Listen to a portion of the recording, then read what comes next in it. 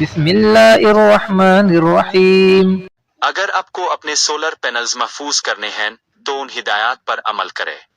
گرمیوں میں solar energy system کی دیکھ بھال کے 5 اہم نکات۔ 1. دوپہر کے وقت پینلز کو نہ چھوئے، تیز دھوپ میں پینلز بہت گرم ہو جاتے ہیں اور جلنے کا خطرہ ہوتا ہے۔ 2. پینلز کے آس پاس کی جگہ صاف رکھے، خشک پتیاں اور ٹہنیاں آگ لگنے کا باعث بن سکتی ہیں، اس لیے انہیں وقت پر ہٹا دے۔ 3. انورٹر کو مناسب ہوا کی فراہمی یقینی بنائیں۔